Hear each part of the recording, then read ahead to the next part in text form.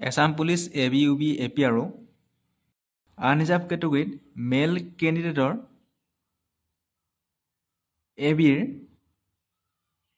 unreserved category male candidate maximum আৰু minimum cutoff 78 যাব পাৰে আৰু maximum 82 যাব ফিমেল সকলৰ unreserved category female candidate minimum আৰু maximum cutoff হ'ব minimum 55 পৰা maximum 60 ভিতৰত তেওঁলোকৰ নাম আহিব এবিট আৰু ওবিসি ক্ষেত্ৰত ওবিসি মেল ক্যান্ডিডেটৰ মিনিমাম 75 পৰা 80 ভিতৰত মেল ক্যান্ডিডেটৰ নাম আহিব ফিমেল ওবিসি ফিমেলৰ 50 পৰা আপ টু 55 বা 54 ৰ ভিতৰত ওবিসি ফিমেলৰ নাম আহিব এসটি প্লেনৰ মিনিমাম 77 পৰা 82 ভিতৰত মেল ক্যান্ডিডেটৰ নাম আহিব আৰু ফিমেলৰ এসটি ফিমেলৰ 45 পৰা 54 ভিতৰত এসটি ফিমেলৰ নাম আহিব এসটি হিলছৰ মেল ক্যান্ডিডেটৰ 71 আহিব মিনিমাম আৰু ম্যাক্সিমাম 73 যাব পাৰে ফিমেলৰ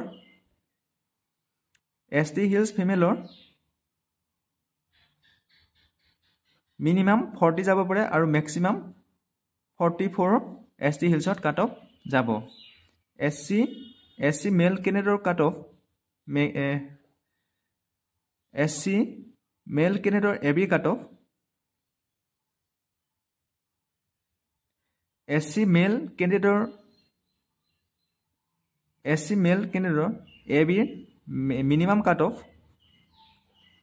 72 আৰু ম্যাক্সিমাম কাট অফ আমি ধৰিব পাৰো 80 আৰু ফিমেলৰ 55 পৰা 60 ভিতৰত তেওঁলোকৰ নাম আহিব Assam Police UB 2025 unreserved category UBৰ কাৰণে unreserved category male candidate minimum cut off হ'ব পাৰে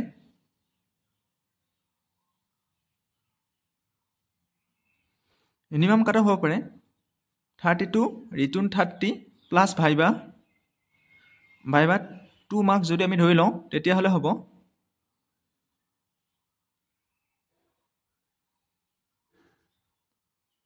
64 এটো আমি ম্যাক্সিমাম কাট অফ ধৰি ললো 60 পৰা 64 65 ৰ ভিতৰত আনৰিজাৰ্ভ মেল ক্যান্ডিডেট সকলৰ নাম আহিব ইউবিত নাম আহিব আৰু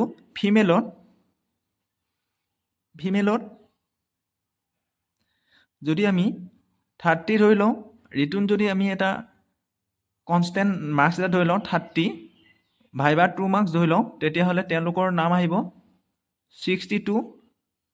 বা 65 62 60 65 ৰ ভিতৰত আনৰিজাৰ্ভ ফিমেল ইউবি ক্যাটাগৰী তেওঁলোকৰ নাম আহিব আৰু ইউবি পোষ্ট ভ্যাকেন্সি যথেষ্ট কম আছে অলপ কাট অফ টু হাই যোৱাৰ চান্স থাকিব পাৰে ঠিক তেনেকৈ ওবিসি ক্ষেত্ৰত ওবিসি মেল ক্যান্ডিডেট সকলৰ যেটো ইয়াত চিনাপ নাই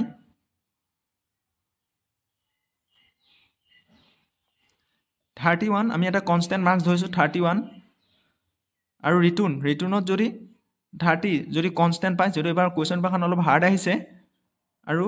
ভাইবা 2 মাৰ্কস যদি আমি ধৰি লৈছো তেতিয়া হলে কিমান হ'ব 63 মাৰ্কস এটো আমি ম্যাক্সিমাম ধৰিব পাৰো 63 মাৰ্কস আমি মিনিমাম 60 পৰা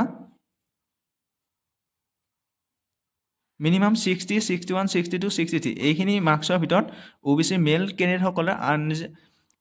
ওবিসি ক্যাটাগৰীত ইউবিত নাম আহিব তেওঁলোকৰ আৰু ফিমেল সকলৰ কাৰণে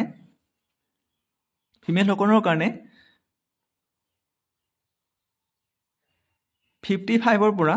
60 ভিতৰত ফিমেল সকলৰ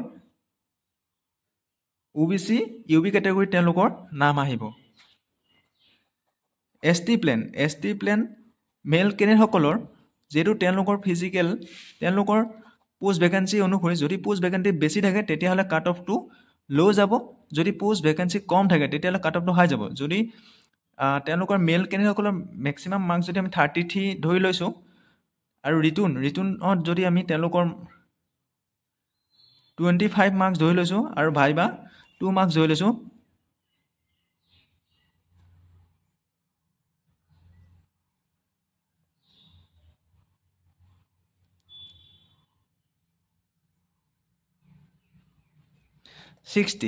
মেক্সিমাম কিমান হ'ব পাৰে 60ৰ পৰা 65ৰ ভিতৰত ST প্লেনৰ কেটেগৰী তেওঁলোকৰ নাম আহিব আৰু ফিমেলসকলৰ কাৰণেও প্ৰায় ছেমেই থাকিব।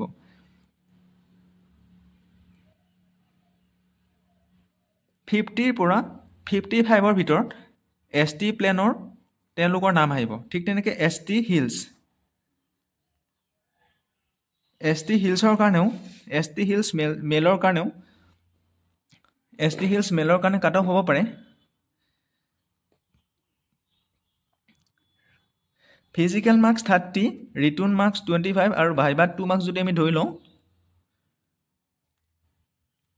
57 এইটো হ'ল মেক্সিমাম মাৰ্কছ ধৰিব পৰা আমি 57 আৰু মিনিমাম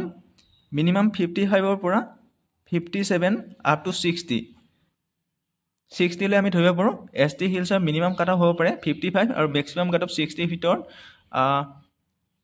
UB কেটেগৰীত তেওঁলোকৰ নাম আহিব আৰু ST হিলছত কাট অফ যোৱা যথেষ্ট কম থাকে কাৰণ তাত communication com. ST হিলছত cut of যথেষ্ট ল' যাব আৰু ST হিলছৰ ফিমেলৰ ক্ষেত্ৰতো কাট অফটো আমি কনষ্টেণ্ট মাৰ্ক 28 লৈছোঁ, ৰিটুন 24 লৈছোঁ আৰু ভাইবাত 2 মাৰ্কছ ধৰি লৈছোঁ 54। তেওঁলোকৰ মাৰ্কছ 50ৰ পৰা 54ৰ ভিতৰত ST হিলছৰ ফিমেলৰ নাম আহিব।